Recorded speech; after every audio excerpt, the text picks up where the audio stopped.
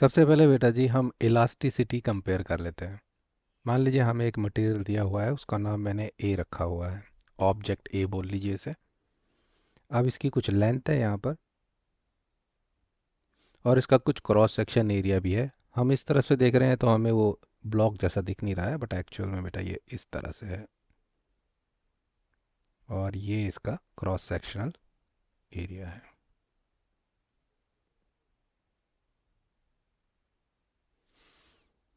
तो object A को हम क्या करने वाले हैं, इस तरफ फोर्स लगाते हैं और देखते हैं ये कितना इलास्टिक है।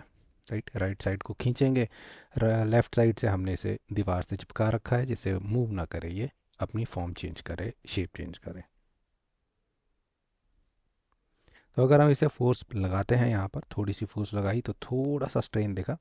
इसी तरह से ये आगे जाता जाएगा, इसे खींचते जाएंगे, फोर्स बढ़ाते जाएंगे और हमें इतना फाइनली मान लीजिए डेल्टा एल मिल गया। तो यहाँ पर ये जो आता है डेल्टा एल है। राइट। इसको अगर हम लेंथ से डिवाइड कर देंगे तो क्या आ जाएगा, हमें स्ट्रेन मिल जाएगा डेल्टा एल बाय एल। और अगर हमने जो फोर्स लगाई हुई थी, इस टाइम बात करें तो ये जो फोर्स लगी है और इसका जो क्रॉस सेक्शन एरिया है इस तरह से जो दिखाया गया था, उस एरिया से डिवाइड कर दें तो हमें स्ट्रेस भी मिल जाएगी। तो हर एक मूवमेंट के लिए हम स्ट्रेस एंड स्ट्रेन निकाल सकते हैं। राइट। तो अगर हम कोई दूसरा मटेरियल लें जिससे कंपैरिजन कर सकें, मान लीजिए ये है मटेरियल बी, इसकी लेंथ सेम है, इसका एरिया ऑफ क्रॉस सेक्शन भी सेम है। दोनों को साथ में फोर्स लगाते हैं, सेम अमाउंट की फोर्स दोनों को देते हैं and you will see the difference. क्या डिफरेंस देखने को मिल रहा है, यहाँ पे हम कह सकते हैं सर यहाँ पे डेल्टा एल हमें ज़्यादा मिल रहा है। अगर इससे कंपेयर करें तो ये ज़्यादा खिंच रहा है, ज़्यादा स्ट्रेन कर रहा है। फोर्स लगाना छोड़ दें तो ये दोनों अपनी वापस शेप में चले जाएंगे। अब यहाँ पर क्वेश्चन हम पूछ सकते हैं कि किसके पास इलास्टिसिटी ज़्यादा है, ए की और बी की। तो हम ये एक्सपेरिमेंट ही कर लें तो वहाँ से ही पता लगा सकते हैं। इलास्टिसिटी के लिए हमारे दिमाग में जो आना चाहिए कि इंटरमोलिकुलर फोर्सेस किसकी स्ट्रांग है, कौन अपने आप को खींचने नहीं दे रहा, कौन ज़्यादा विद्रोह कर रहा है। राइट। तो यहाँ पर देखेंगे ये ज़्यादा विद्रोह कर रहा है, ये तो अपने आप को खींचने ही नहीं दे रहा। दोनों में बराबर फोर्स लगाई है, बट ये देखिए इसका कितना स्ट्रेन हो गया है ना, और इसने कितना कम स्ट्रेन किया। जिस मटेरियल की ज़्यादा इंटरमोलिकुलर फोर्सेस होंगी, ज़्यादा स्ट्रांग होंगी, उस मटेरियल को हम मोर इलास्टिक कहेंगे। तो यहाँ पर सही आंसर क्या हुआ, material A is more elastic. हम इनकी इलास्टिसिटी कंपेयर इनके स्ट्रेस स्ट्रेन डायग्राम को कंपेयर करके भी कर सकते हैं। तो पहले ए मटेरियल का हम स्ट्रेस स्ट्रेन डायग्राम बना लेते हैं और देखते हैं कि वो किस तरह का बनता है। तो यहाँ पर हमने देखा कि जैसे जैसे हम यहाँ पर फोर्स लगाते हैं इस तरह से, तो हमें नया नया पॉइंट मिलता जाएगा। अभी तक जो इस टाइम स्ट्रेस है उसके कारण यहाँ पॉइंट मिल जाएगा और इस टाइम जो स्ट्रेन है वो यहाँ पर हम नोट कर सकते हैं। और इसी तरह से हम आगे बढ़ते जाएंगे तो हमें ग्राफ मिल जाएगा, छोड़ देंगे तो ये वापस अपनी अवस्था में आ जाएगा। तो ये ग्राफ जो है इस तरह से हमें बनता हुआ दिख सकता है। अब मटेरियल बी को अगर ध्यान दें तो आप देखेंगे कि यहाँ पे स्ट्रेन ज़्यादा होगा, तो आप पाएंगे स्ट्रेन ज़्यादा है। राइट। तो मैं यहाँ स्ट्रेस और स्ट्रेन का ये पॉइंट आ जाएगा, फिर आगे बढ़ता जाएगा, इस तरह से ये इस तरह का ग्राफ दे देगा। अब दोनों ग्राफ्स को साथ में देखिए और आप बता दीजिए कौन ज़्यादा इलास्टिक है। तो हम इसको बढ़ाते गए और ये देखिए इस तरह से हमें दोनों के ग्राफ मिल गए। तो हमारा ध्यान जाएगा स्लोप पर। जिस मटेरियल का स्ट्रेस स्ट्रेन डायग्राम में स्लोप ज़्यादा है, चढ़ाई ज़्यादा है ना, उसकी इलास्टिसिटी भी ज़्यादा होगी। तो यहाँ पर देखिए इसकी स्लोप चढ़ाई देखिए सर, तो बहुत चढ़ाई है सर, हाँ, सीधी चढ़ाई है। और यहाँ देखिए ये थोड़ा सा बेंड हो गया है। जितना हमारा ग्राफ बेंड करेगा ये स्ट्रेट लाइन एक्स एक्सिस की तरफ जिसमें हम स्ट्रेन दिखा रहे हैं, तो इससे क्या पता लग जाएगा कि सर ये स्ट्रेन ज़्यादा कर रहा है and we don't want that. हमें चाहिए कि उतनी ही फोर्स में कम स्ट्रेन दे, वापस खींचने की शक्ति ज़्यादा रखे। ये देखिए यहाँ मान लीजिए 3 ग्राफ हैं इस तरह से, ये है ए, ये है बी, ये है सी। बताइए सबसे ज़्यादा इलास्टिक कौन है, सी है, स्लोप ज़्यादा है। ए की सबसे कम है और मीडियम में हमारा आ जाएगा बी।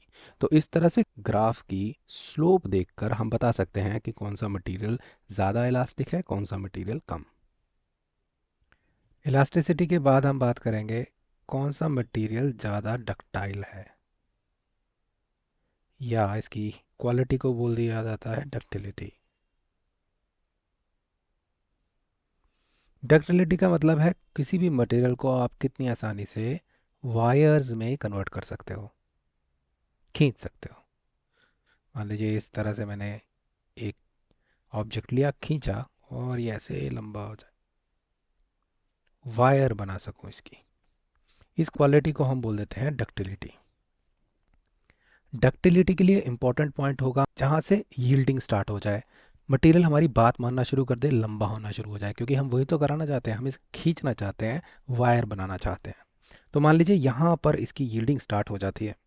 अब जैसे जैसे यील्डिंग होगी हम आगे जाएंगे, इसका साइज़ अब कम ही स्ट्रेस में ज़्यादा खिंचना शुरू हो जाएगा और उसके बाद एक नेक डेवलप हो जाती है, राइट। नेकिंग होगी, उसके बाद ये नेक गहरा होता जाएगा और फाइनली टूट जाएगा। So this is a ductile material क्योंकि इसने कुछ यील्ड किया, कुछ यील्डिंग हुई इसकी। अब इसका डायग्राम देखा जाए तो यहाँ तक तो हमने ऑलरेडी इसको खींचा हुआ है, तो यहाँ तक पहुँच जाते हैं। So this is important point जो हमारा यील्ड पॉइंट है, और फिर उससे आगे जाते हैं हम और स्ट्रेस बढ़ाते हैं तो हमें स्ट्रेन भी ज़्यादा मिलने लगता है, बट अब जो प्रोपोर्शन है वो ज़्यादा हो रही है, स्ट्रेन हमें ज़्यादा मिलते जा रहा है और स्ट्रेस बढ़ाएंगे और ये टॉप पॉइंट पर हमें मिल जाएगा यू, यानी कि अल्टीमेट स्ट्रेस। और उसके बाद ये मटेरियल ब्रेक होना शुरू हो जाता है और फाइनली फ्रैक्चर हो जाता है। तो ये जो कर्व जैसा आपको मिल रहा है एरिया, ये जितना ज़्यादा होगा उतना ही मटेरियल डक्टाइल होगा। ये कहना क्या चाह रहा है एरिया, कि जो मटेरियल है वो ज़्यादा स्ट्रेन कर रहा है, हम वही तो चाहते हैं। अगर किसी चीज़ को वायर में कन्वर्ट करना है तो वो जितना ज़्यादा स्ट्रेन करेगा हमारे लिए उतना अच्छा है, जितना लेट फ्रैक्चर हो यील्ड पॉइंट के बाद।